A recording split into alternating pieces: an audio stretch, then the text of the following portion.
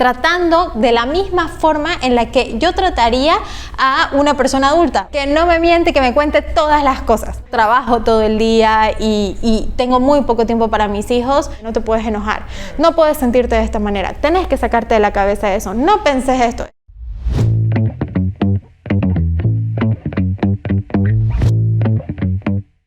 Qué gusto, queridas mamás, bienvenidas a un episodio más de ABC para Mamás, este espacio que Rosario ha creado con mucho amor para todas ustedes, para estar más cerca de todas ustedes, con contenido de mucho valor que sabemos que cada episodio está aportando a su vida cotidiana y a su vida con la maternidad. Conversaciones reales, profundas, de mucho contenido, con las mejores y los mejores especialistas que por supuesto vienen a entregarnos mucha información, consejos, tips que nos ayudan a sumar en nuestra vida de familia. Las invitamos a que puedan activar sus notificaciones porque por supuesto tenemos permanentemente episodios nuevos que sabemos que van a ser de mucha ayuda y queremos que ustedes sean parte de este espacio que está hecho con mucho amor. Hoy tenemos nuestro 9º episodio y vamos a hablar de un tema súper importante que tiene que ver con la crianza positiva y respetuosa. Así que invitamos a que puedan sacar papel y lápiz para anotar todos los consejos que vamos a recibir de una verdadera especialista que hoy nos visita, Laura Inés Rivera. Ella es psicóloga, tiene una maestría en neuropsicología, es certificada en disciplina positiva,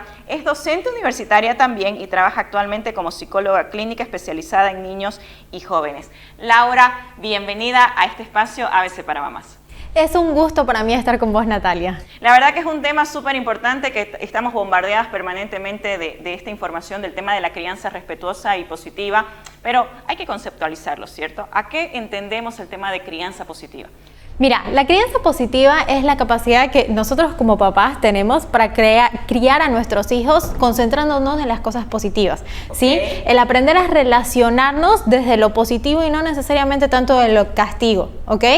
Para esto tiene que ver con límites claros, con límites firmes, con órdenes directas, pero sin dejar de lado el respeto por el otro, tratando de la misma forma en la que yo trataría a una persona adulta. O sea, lo puedo respetar a mi hijo de la misma manera que respeto a otros pares míos. Y entonces eso permite que los chicos también se vayan apropiando de sus conductas y que puedan sentirse más motivados cuando están en la vida diaria, teniendo distintos aprendizajes y, no sé, relacionándonos con nosotros como papás, ¿no? Y es un tema súper importante, ¿no? El tema que mencionabas de ver a nuestros hijos así como personas adultas y tratarlos como estaríamos tratando a los demás, porque a veces creo que hacemos esa diferenciación, ¿cierto? Sí, a ver, ¿está buena o no la diferenciación? A ver, ahí hay varias cosas que hay que tener en cuenta. Para comenzar, una de las cosas que hay que tener en cuenta es que el cerebro del niño es bien inmaduro, ¿sí? Ya. Los cerebros de los niños se terminan de desarrollar a los 25 años aproximadamente. Entonces, los niños tienden a ser mucho más impulsivos. Obviamente, a los 5 años no te van a decir, mamá, creo que son las 8 de la noche y me tengo que ir a dormir. O sea, eso no ocurre en la vida cotidiana, pero eso tiene una explicación biológica. Los niños todavía no tienen estos sistemas de control tan maduros y tan listos. Entonces, obviamente como adulto nosotros acompañamos ese proceso, le permitimos al niño que vaya madurando su cerebro, que vaya ganando capacidad de planificación, de control de impulsos y que vaya desarrollando algo que nosotros tenemos en el cerebro que se llaman las funciones ejecutivas. Las funciones ejecutivas están en esta parte del cerebro y son las más desarrolladas dentro de nosotros como seres humanos. Es lo que más nos diferencia con el resto de los animales. Estas funciones ejecutivas son súper importantes para poder regular nuestra conducta y es como nosotros permitimos que esta conducta se manifieste. Entonces, imagínate, no es que el niño necesariamente va a tener que ser tratado como un adulto, pero sí yo lo puedo tratar con respeto y sí voy a poder ser un adulto que lo acompaña, que lo guía y que lo estimula. Creo que es sumamente importante y a veces nosotros como mamás y papás, ahora estamos hablando de mamás, no nos damos cuenta de estas cosas porque no venimos con un manual y a veces no buscamos al especialista correcto, entonces estamos aquí para resolver las dudas. Pero ok, yo quiero atender a mi hijo, yo tengo un niño de 10 años, de manera positiva y respetuosa. ¿Cómo puedo lograrlo? ¿Hay ciertos pasos? ¿Cómo comienzo? ¿Cómo arranco? A ver, para comenzar es una filosofía de vida. Ya, ok, ya. Sí, entonces es la filosofía que yo tengo de cómo yo quiero maternar o paternar, ¿sí? Y que no tiene que ser desde el inicio. Ok, quizás yo no entendía el concepto, nadie me lo explicó, no importa si mi hijo tiene 10 años, podría empezar a aplicarlo, ¿cierto? Obvio, totalmente, porque además vos tenés que tener en cuenta que vos venís con la forma de criar de tu casa. Sí. No hay un manual para ser mamá abajo del bolsillo donde vos vas y lo abrís y tenés sí o sí los pasos seguros de cómo vas a ser la mamá perfecta. Estas son las presiones que nosotras como mamás todo el tiempo nos estamos poniendo.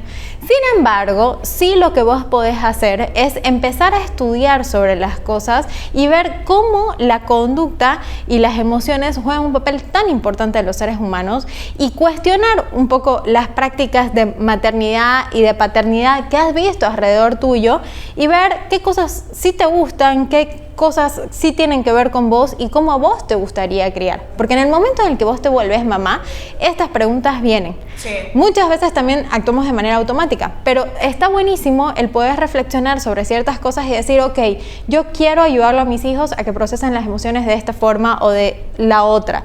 Quiero ayudarlos a que logren conductas y que se relacionen con las personas de determinada manera. Y entonces, mucho de la crianza positiva tiene que ver con, primero, una etapa de reflexión sobre qué mamá quiero ser y cómo me acerco a los valores que para mí son importantes y cómo los quiero transmitir. Y después también está la parte de ver cómo voy a hacer esto, cómo lo voy a traducir en conductas y en la vida cotidiana. Porque muchas veces yo digo, bueno, quiero que mi hijo logre determinada conducta, pero a veces es incoherente lo que le estamos pidiendo con las cosas que terminamos haciendo, ¿sí? Por ejemplo, es muy frecuente en el consultorio escuchar quiero que siempre me diga la verdad. Que no me miente, que me cuente todas las cosas. Pero muchas veces te pasa que cada vez que viene tu hijo y te cuenta algo, termina castigado.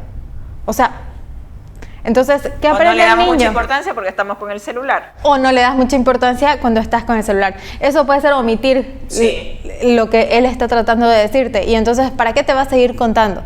Ahora, si también viene y te cuenta algo y vos lo terminás castigando o lo terminás reprendiendo, ¿cómo él va a tener ganas de contarte algo después? Le va a dar temor, creería yo, ¿no? Y sí, va a tener mucho miedo de terminarte contando las cosas. Entonces, a veces estos canales de comunicación se van perdiendo con los chicos.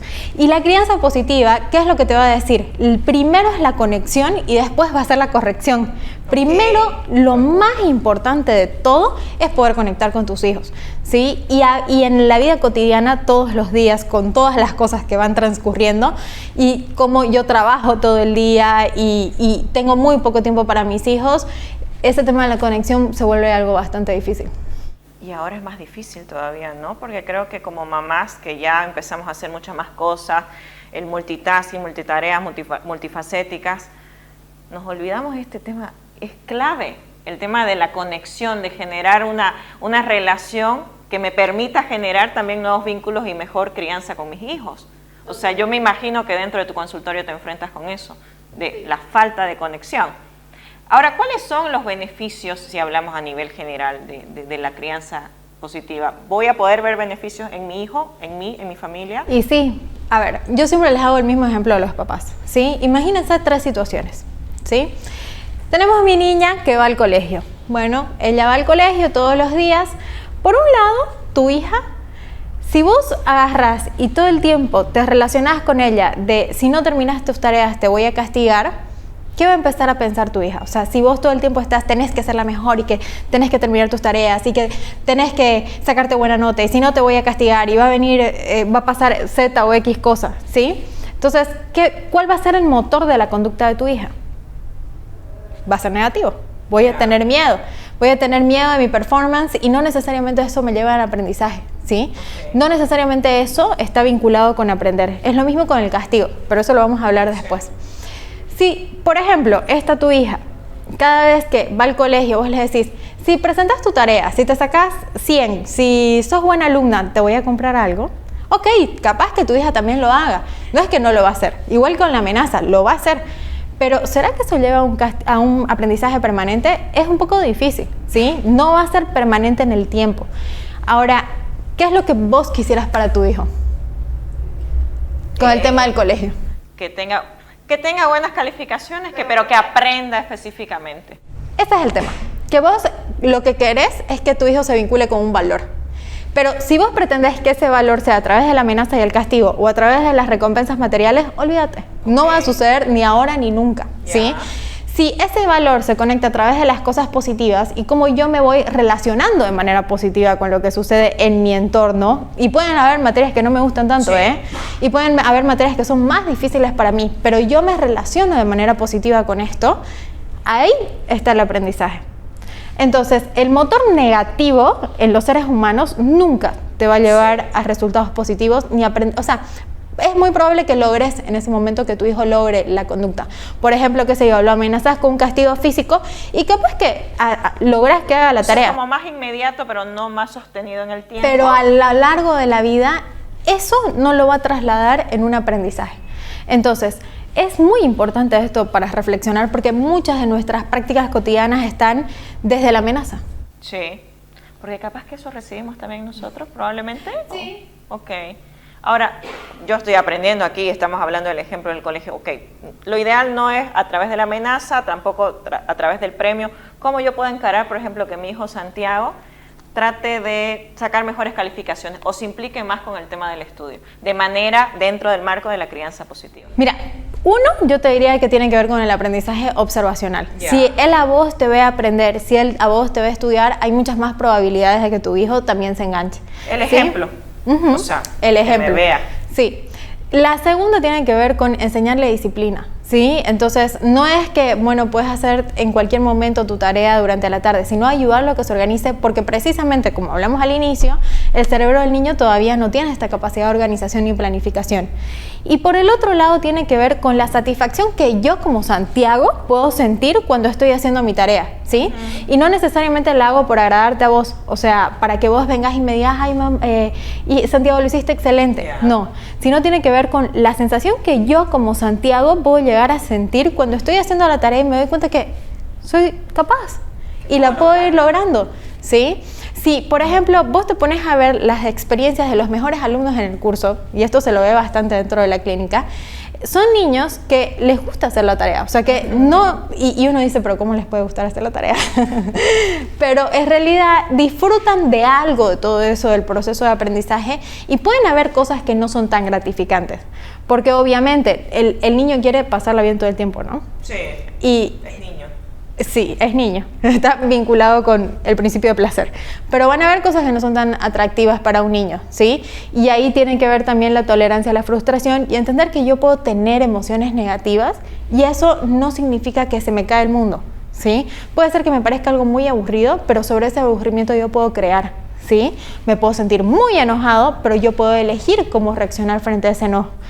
Y entonces, si yo como mamá me relaciono con mi hijo, con las emociones, desde castigar el enojo y que no te puedes enojar, no puedes sentirte de esta manera, tenés que sacarte de la cabeza eso, no penses esto, este tipo de comentarios que siempre nosotros nos damos. Que metemos las patas, y que en realidad tratamos de ser lo más comprensivos posible, pero en realidad en psicología se llama ser invalidantes emocionalmente. O sea, intentamos, pero a veces no sale en realidad, ¿no? Claro, porque la intención está, ¿eh? Total. Uno siempre como mamá trata de hacer lo mejor que puede para sus hijos y no necesariamente el decirle no te enojes lo ayuda a tu hijo a regular el enojo, sino tal vez cambiar el enfoque y el agarrar y decir, ok, entiendo que estés enojado, entiendo que esto te moleste, pero a ver, pensemos primero cómo podemos tranquilizarnos y después qué podemos hacer para solucionar esta situación. La posibilidad de enmendar el error y que eso se vuelva una oportunidad de aprendizaje. Porque cuando yo me equivoco, si no tengo la oportunidad de que esto se vuelva un aprendizaje, ¿qué puede hacer? La próxima vez me voy a volver a equivocar porque sé lo que está mal, pero los niños no necesariamente saben qué es lo que tienen que hacer. Sí. Totalmente. Ahora, está ligado, Laura, y mencionabas varias cosas que para mí son interesantes, el tema de las emociones, frustración, y a mí me encanta el tema de la gente emocionalmente inteligente. Si yo empiezo a aplicar la crianza positiva y respetuosa, ¿puedo lograr niños emocionalmente inteligentes? Sí, porque va de la mano. Totalmente de la mano. Para que aprendan a manejar su mundo interior, ¿cierto? Sí. Sí, a ver, ¿por qué? En realidad yo me empecé a meter con este tema de la crianza positiva porque yo trabajo con inteligencia emocional, ¿no? Y trabajo con todo lo que tiene que ver con las emociones y ahí es donde soy más experta. Pero, ¿por qué? Porque en realidad ya los modelos en psicología no trabajan desde negar la emoción y que la persona no sienta una emoción, sino más bien de hacer un espacio en la emoción en tu cuerpo, entender la función de cada una de estas emociones, porque uno no se siente enojado porque sí, o tiene miedo porque sí, sino que hay una función y hay algo que me está comunicando esa emoción.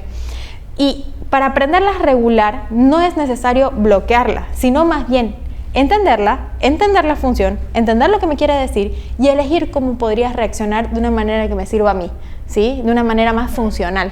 Sí, ahora, a veces esto que estás mencionando nosotros adultos quizás lo hemos visto porque hemos ido a terapia, que terapia es todo lo que está bien en la vida, pero nos olvidamos y lo aplicamos, pero nos olvidamos que eso mismo nosotros deberíamos aplicarlo en nuestros hijos.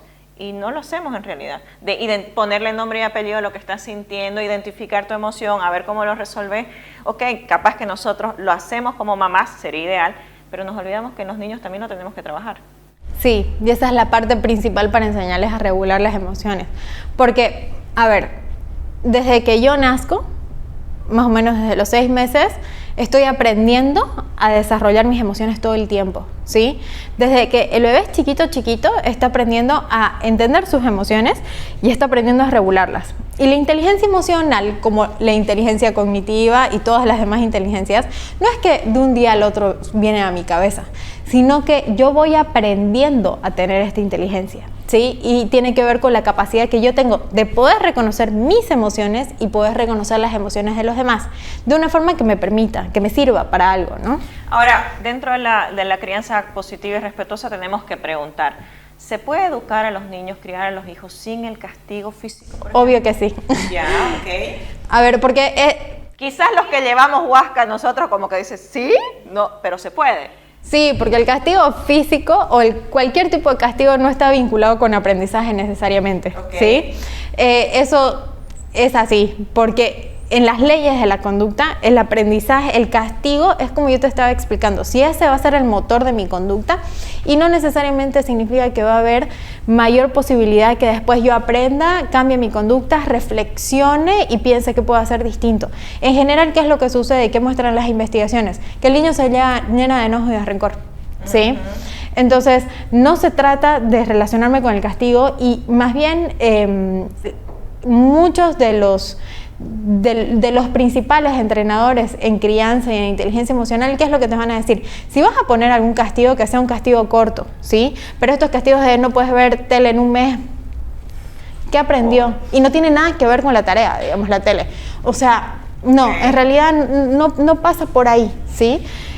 Vos querés que aprenda algo, vos tenés que permitir que tu hijo lo practique y lo ponga a la práctica y que lo intentemos todos los días y ok, nos podemos equivocar, pero lo podemos volver a hacer y lo podemos volver a hacer y yo tengo fe de que lo vamos a poder lograr y confío en vos y vos confías aprendes a confiar en vos mismo como niño y entonces vas aprendiendo a vencer el miedo, a vencer el enojo y a relacionarte de manera distinta con cualquier emoción que puede no ser tan placentera.